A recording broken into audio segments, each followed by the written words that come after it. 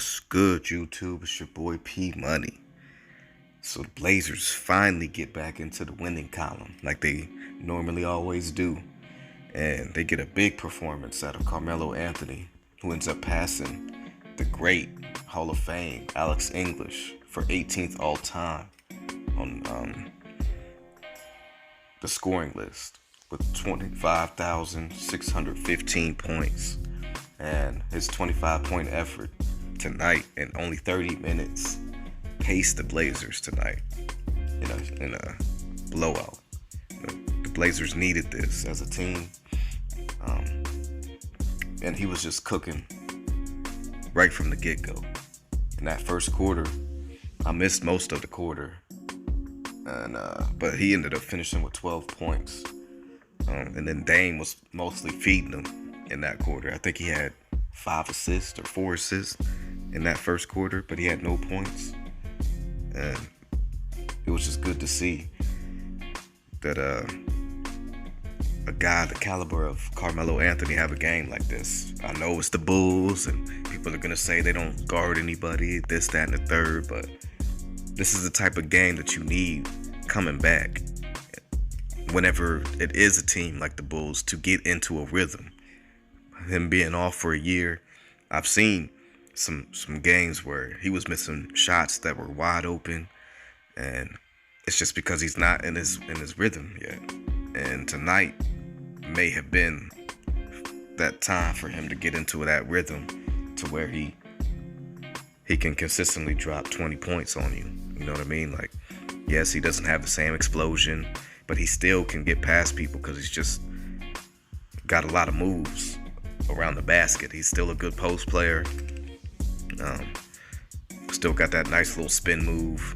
Like, his first step is still pretty explosive, especially with him being at the 4.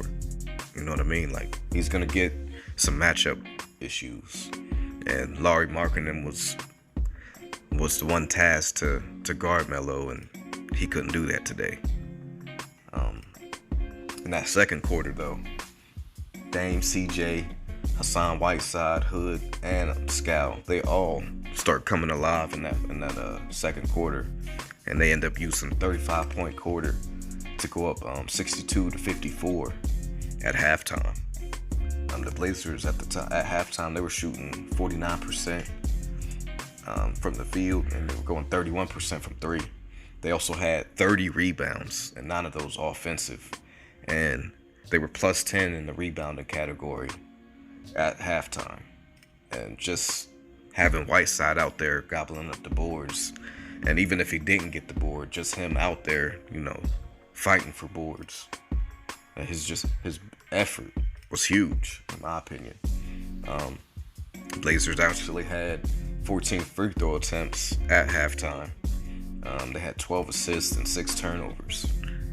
And Melo, he ends up hitting another 3 in that second quarter, and to finish up with 15 on 6 of 11 from the field. Goes 3 of 5 from 3. Had 6 rebounds and 2 assists. And then CJ did most of his damage in that second quarter, where he had 11 points on 5 of 10 from the field. Goes 1 of 4 from 3. Had a rebound and an assist. And 3 other guys, Dame, Hood, and Scal, they all have 8 points at the end of the halftime. Dame only at the time had 6 shots. And in the game tonight, he only had 10 shots total. So just in that facilitator role, and just having him out there, having defenses keying on him was huge. Zach LaVine did his thing in that second quarter. He had 11 points on 4 of 6 from the field. Goes 1 of 2 from 3. Had a rebound, 4 assists, 2 turnovers, a steal, and a block. And then Markkinen, he was playing pretty well, but he had 9 points on 3 of 5 from the field. Goes 2 of 4 from 3. Had a rebound, 2 assists, and a block. So he looked pretty good in that first half. The Bulls ended up shooting 48% from the field and 33% from three-point land. They have 13 assists. They have 8 turnovers, and like I was saying, they were -10 in the rebounding category. And then in that third quarter, it just got really ugly for the Bulls. They only end up scoring 18 in that quarter, And then Melo pretty much scores that on his own in that quarter. He scores 10. He finished up with 25 on 10 of 20 from the field. Goes 4 of 7 from 3. Had 8 rebounds, 2 assists, 2 turnovers, and a steal in 30 minutes of action. CJ McCollum, he ended up with 21 points on 8 of 16 from the field. Goes 2 of 7 from 3. Had 3 rebounds, 4 assists, a turnover, and a block. And just an efficient night from CJ McCollum, hitting his threes. Well, he hit 2 threes, but he was hitting his mid-range jumpers, and he was getting a lot to the basket and finishing. Rodney Hood, he played really well as well. He went for 16 points on 6 of 11 from the field. Goes 1 of 5 from 3. Had 6 rebounds, 2 assists, and a steal. And that was probably one of his worst 3-point shooting games of the season, which is understandable. But yeah, I think he's shooting around, 46% from 3. So whenever he gets the ball, he's making it. And this is the type of consistency that I liked from him. He actually was taking people off the dribble, getting into his post moves and whatnot, hitting nice little mid-range jumpers. So that's when Rodney Hood's at his best, when he's using all facets of his game. Hassan Whiteside was big time. He only played 22 minutes tonight, but had 13 points on 6 of 8 from the field, had 12 rebounds, an assist, had 2 turnovers, a steal, and 2 blocks. And like I said, he was just big time. Just his presence alone changed the way that the Bulls could go up and try to get rebounds and whatnot, because we had been getting absolutely destroyed on the rebounds from every team when he was out. So it's just good to have him back and have him actually looking good and fighting for rebounds and looking good on defense. I mean, his points will come easily because having guys like Dame, CJ, and Melo playing with you, and Rodney Hood trying to attack the basket, he's going to get a lot of easy open looks. And there's actually going to be times where they're going to allow him to take a couple shots of plays that he tries to make on his own, like that little floater that he has and whatnot. Pretty much no starter plays in that fourth quarter because they were up 20, so they already knew that the game was over. Dame only ended up playing 27 minutes. I believe CJ played 31, Melo 30, so none of the starters really played over 30 minutes, which was great to see. So, let me see. Oh, Scalabiciere off the bench had a huge impact as well. You could just tell. He had 12 points on 5 of 8 from the field. He goes for 8 rebounds, had 2 turnovers, 2 blocks in 20 minutes of action off the bench. And he was the only bench player in double figures, but it really didn't matter because every starter was in double figures for the Blazers tonight, led by Carmelo Anthony's 25 points. The Bulls, though, like I was saying, they only scored 18 points in the quarter. And LaVine ended up with 18 points on 6 of 13 from the field. He goes 1 of 5 from 3. Had a rebound, 5 assists, 6 turnovers, 2 steals, and a block. And then Wendell Carter Jr. was the only other guy that had 12 points. He finished up with 12 points on 5 of 8 from the field, goes 0 of 1 from 3. Had 9 rebounds and assists, 2 turnovers, a steal, and a block. Satoransky and Valentine, they scored 11 points. And then Lauri Markkanen, after having a pretty good first half, only ends up scoring a technical free throw the rest of the way. So the Bulls definitely have some issues as far as